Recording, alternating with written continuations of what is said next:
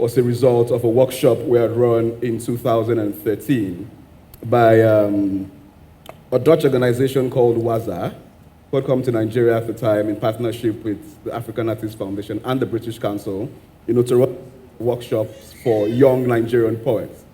And this was at a time when I think we were just on the cusp of what has eventually become a resurgence of poetry, revitalized by spoken word, particularly, in Nigeria. And so we ran that workshop, for them, and we realized at that time there was, a huge hunger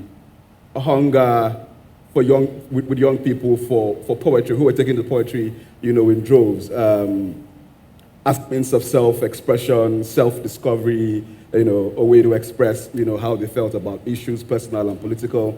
And but we also realized that there indeed was a gap. There was a skill gap that needed filling at that time. And here we were, leaders in a sense, of that movement, facilitating a workshop, for local Nigerian poets, which was obviously meeting a need, that was organized by a foreign organization. It wasn't actually a problem, but we felt, besides complaining about what wasn't working and, going about our own personal business, what were we doing, to contribute, to the growth of the space? So we decided after that particular event to run our own series of workshops and to attach maybe 1 or 2 conversation sessions and to attach an evening of performances. And then, let's do a festival. So we did the easiest thing we could. We designed the logo and threw it on social media and said we're doing a Lagos International Poetry Festival. We didn't have a dime.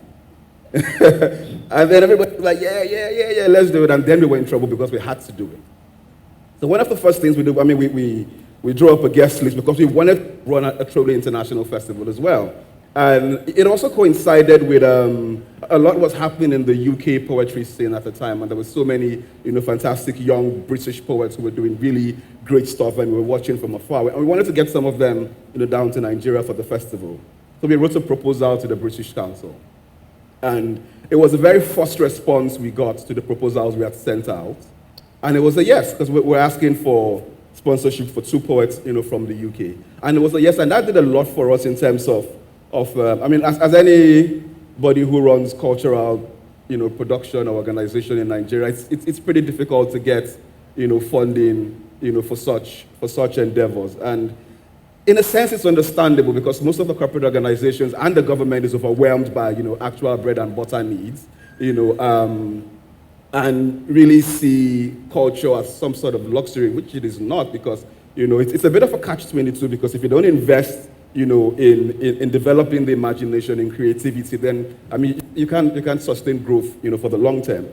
So we sent that proposal, and it was a huge yes, and it was good for us because we didn't have to grovel, we didn't have to know somebody who knew somebody who knew somebody in the British Council. It was just a proposal taken at its merits, and it was a huge confidence booster for us, relatively young, organizers at the time, and we went ahead to organize the first festival, a huge success, and the British Council has been part of that journey, every year since. And it was as a result of that I got the invitation to go to Momentum, which basically is a program that brings cultural producers from across the world together to basically exchange ideas and also experience, what happens in Edinburgh, where you have this series of festivals, the Book Festival, the Fringe, and all these activities happening.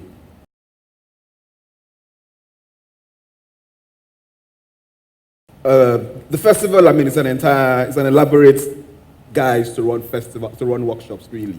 So we have a strong focus on developing younger voices, and we've done that in the last 5 years. I think we've had well over 150, young people who have attended the workshops and the school outreaches, and who are still in touch with the facilitators as well. There's a strong focus on developing younger voices already, in place.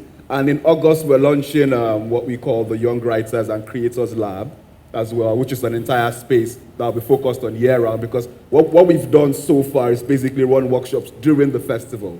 But we're trying to create a system where we can have that as a year-round, program that focuses not just on spoken word artists or writers as well at this time. We're looking at photographers, the entire, creative spectrum. So that'll be launching in August, the Young Writers and Creators Lab. And to expand on the work we've been doing in that regard.